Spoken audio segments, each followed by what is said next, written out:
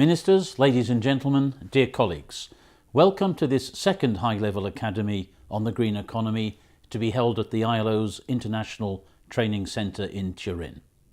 It builds on results achieved through the national and regional activities of the Partnership for Action on the Green Economy, PAGE, over the past 2 years. Since the first academy, two extremely important developments have taken place.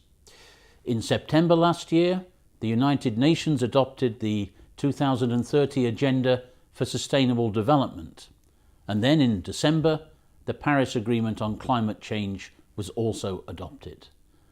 Both these documents reaffirm the interlinkages among the different dimensions of sustainable development, and climate change and the transition to a low-carbon and greener economic future is increasingly recognised and accepted as the context within which all development will have to take place. There is also recognition that climate change and its potential impact on businesses and on workers could reverse the economic and social progress achieved over last decades and compromise our ability to reach many of the sustainable development goals. We've seen the extent to which climate change can damage infrastructure, disrupt business activity, and destroy jobs and livelihoods.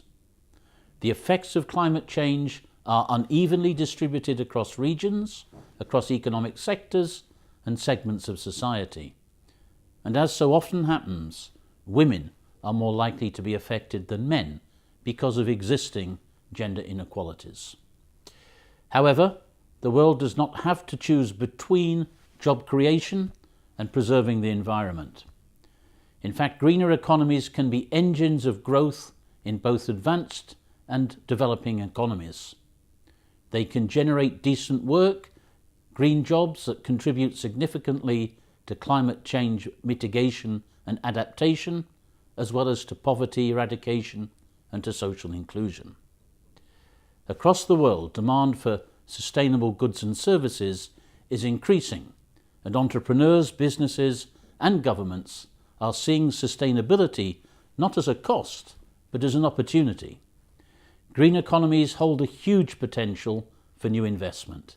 It's estimated that the world market for environmental technologies, most of all in energy and energy efficiency, could be worth well over 4,400 billion euros by the year 2025. The private sector will be a key driver in this change, but in the end, policies matter as well. Governments have a key role to support innovation and to create the framework that underpins economic growth and its greening, particularly in supporting the early stages of research and development. The transition to a green economy could generate up to 60 million additional jobs over the next 2 decades.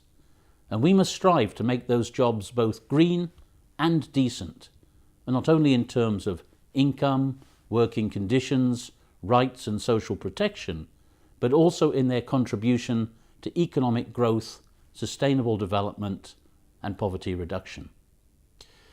From the ILO's own perspective, the transition to a green economy will only succeed with the active engagement of the world of work, the governments, employers and workers who must play their role as active agents of change. And indeed, we have been working closely with our constituents, promoting effective social dialogue to create the conditions for a just transition for all.